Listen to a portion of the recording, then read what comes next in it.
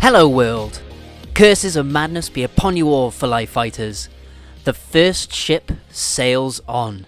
Apparently, a new Apex Legends comic was released on Twitter yesterday to continue where the first ship left off, drawn by community artist KKX Yuroki? Something along those lines, sorry if that's wrong.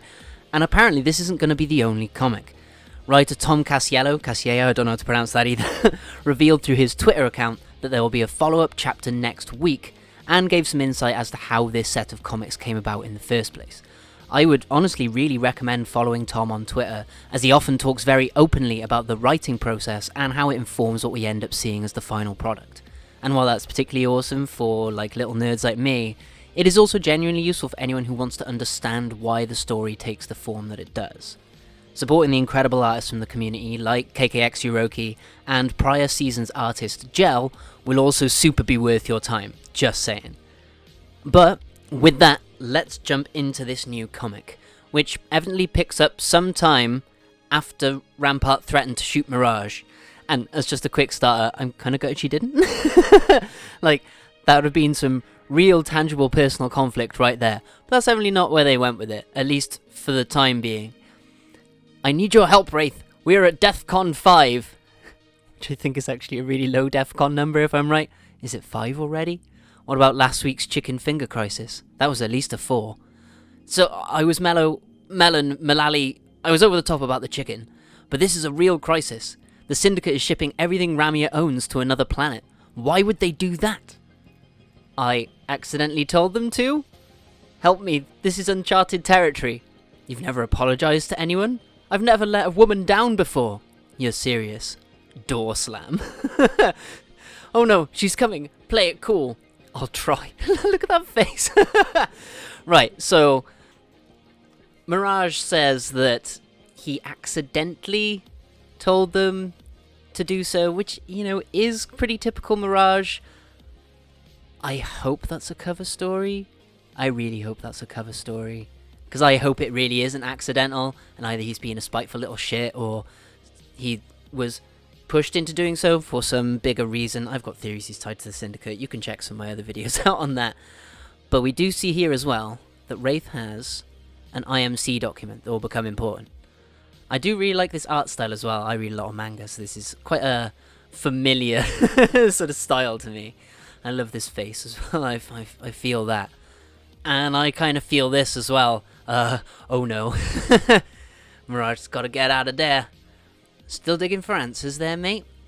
Around the clock, Ramia. I like that Rampart has just a general idea. And I like this deadly stare. Around the clock, Ramia.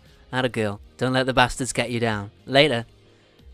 She's she's fun. I really like Rampart.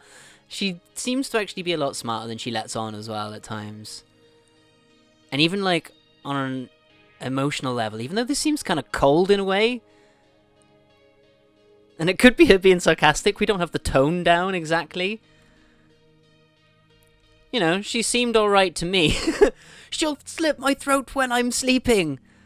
I'm leaving. Again, the Wraith faces in this comic chapter are very relatable. Let's put it that way. Girls like gifts, right? You're a girl. What gift would make you happy? Getting my memories back. Just digging that in from the earlier chapter of the first ship where Mirage was like, amnesia isn't a real thing. Not you, the average generic girl. Are you sure you've never let a woman down before? Wraith is killing it this chapter. I love how much of her character we're actually getting out of this. My mum once. Once? As if. I bought her flowers. That's it. Gasp. Yes, I love just these tiny little bits of expression here. Flowers from floor to ceiling. I'll cover this whole place in. The whole plate? Really? Rory a pizza? Okay. I was wondering if that was a little Easter egg or something there. Elliot! What? Jeez, you scared the bam out of my boozle. This IMC letter. Nothing. Let's find Rampart some flowers. Knew I could count on you. You always have my back, Wraith. Mirage just ignorant as ever.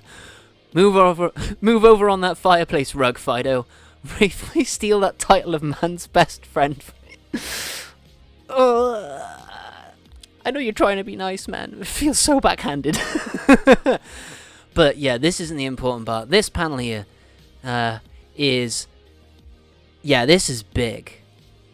Blasé's lack of empathy and short temper are a detriment to the department, possibly even a danger to her fellow scientists. Renee Blasé, Wraith, might be a danger to her other scientists. This is obviously, I would assume, it being old IMC documentation, this not being this Wraith's original dimension. It would appear that this is her both before she lost her memories and Voidwalker. Essentially, this is Voidwalker, and as Voidwalker never theoretically lost her memories, that's only something that's happened to Wraith, then she theoretically still has a lack of empathy.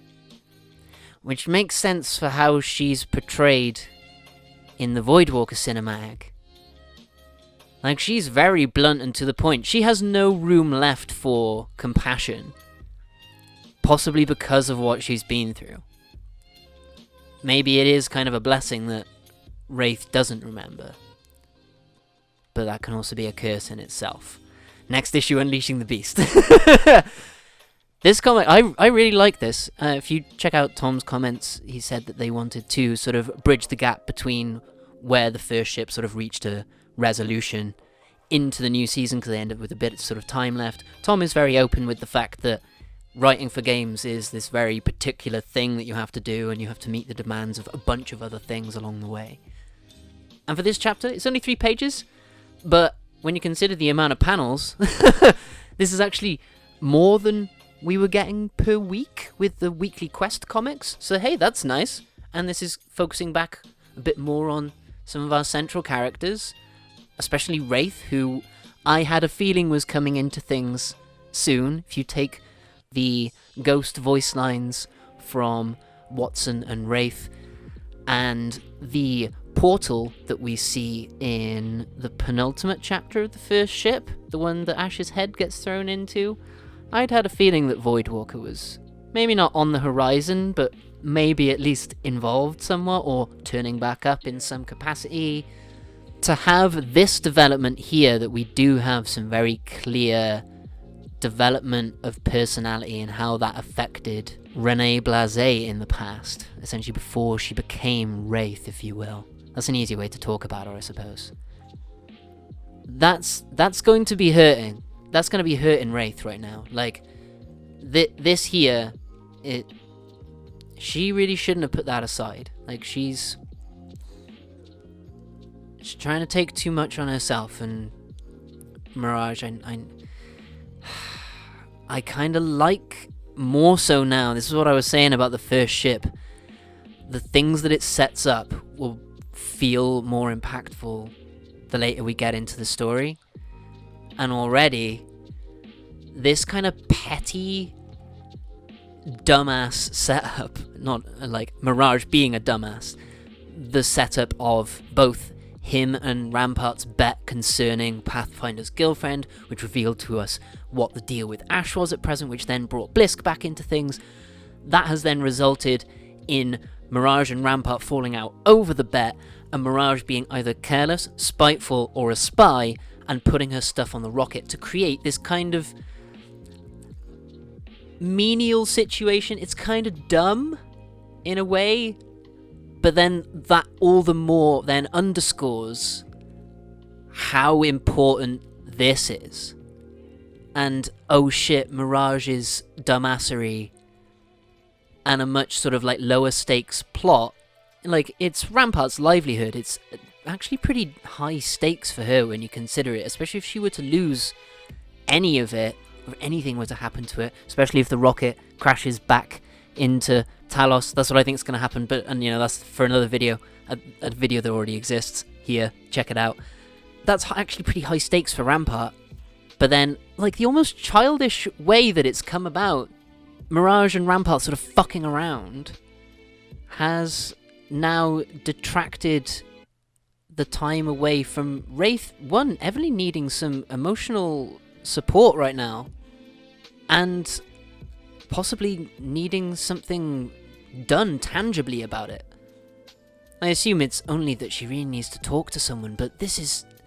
Even if it is just her needing to talk to someone, this, especially with Elliot, who's probably one of the people she's closest to, this at the moment, it's kind of overshadowing something that is probably actually more important. This is heavy. To learn that you yourself once lacked empathy and had a short temper that made people perceive you as like a detriment to your department and a danger to other people. And Wraith has been searching for who she was. That's kind of a pattern with some of the Apex Legends storylines you might have noticed thus far, that people come into the games looking for something, and then when they kind of find it, it's not what they were after. It's kind of like a monkey's paw situation. Wraith wanted to understand her past. The past is ugly. My other examples would be Revenant and Loba. How Loba having come into the games wanting revenge, and then finding Revenant and having then, yes, justifiable, lifelong cause, emotionally motivated goal of kill the murder robot.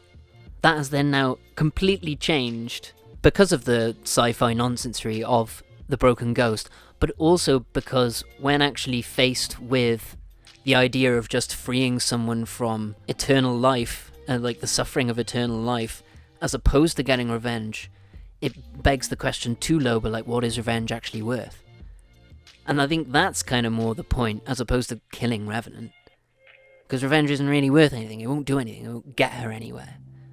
She'll probably feel better ultimately being able to let Revenant pass on and to leave that behind and live her life for herself. Like that would be a really cool character arc, but that's way off in the future. We've just set up that, yeah, revenge isn't exactly what you thought, love. Carry on. Now we're seeing, hopefully, something very similar with Wraith. The search for her past is going to show her things that she really didn't want to see, and that she might have to come to terms with, and that might influence her character, and then might influence her actions in the ongoing story. She's evidently been digging for these answers pretty openly, and whatever she's actually come across, this documentation,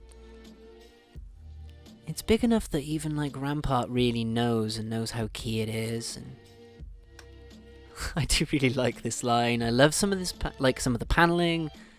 It's much nicer seeing a comic in full, I gotta say. Especially when you get things like this, of speech bubbles crossing over panels to interrupt things, and yeah, getting to see these as full comics, like, even if they're not coloured, like, I'm really used, again, to reading manga, so this isn't a big deal for me to not have colour. And the more cartoony sort of style that is going on with some of the elements here, it's grown on me quite, like, more and more as I've read through this. I've read through it a few times now, like, again, this Wraith face is very, identifiable. Identifiable? What am I on about? It's very relatable. But, yeah, I think that's all I really had to say on this new comic. There is, again, apparently, another issue coming out next week called Unleashing the Beast. And oh my, like, what's that gonna have to deal with? Wraith actually unleashing a specific beast, like a person, like Voidwalker comes back into the story, for instance? Or is it gonna be Wraith acting a bit more in this, non-empathetic manner, which we have seen to a degree even in this comic, as we see here with what about last week's chicken finger crisis? That was at least a foot, like, she's not taking him seriously from the beginning. You're serious, I mean, it's very sensible to treat Mirage like this. And there's so many little bits in here that, yeah, Wraith is, Wraith maybe is lacking a little bit of empathy in some of the ways she portrays herself. Like, for her to be so determinately focused. Getting my memories back is what I want, Mirage. Shut up. Of course that's what I want. I don't want anything else. She's very, like, simplistically driven, which makes sense for having lost your memories, do you know? But this here shows that there's some hope left. Do you know? Like, she has gained her own empathy. Like, she puts her personally much more pressing issue aside to try and help out not just Mirage, but Rampart as well. Like, while this might make Wraith doubt herself, she shows through and through that she's gained her own empathy. She's a strong yet compassionate woman, and like that's hopefully going to come into conflict because of this, like internally, but it's going to shine through in the end. She's all dark and broody and ninja and edgy, but because she's hiding that soft, gooey interior underneath. I hope to see more from this story particularly develop next week, but we very well also could have Ash come into things again, but we'll have to wait and see on that.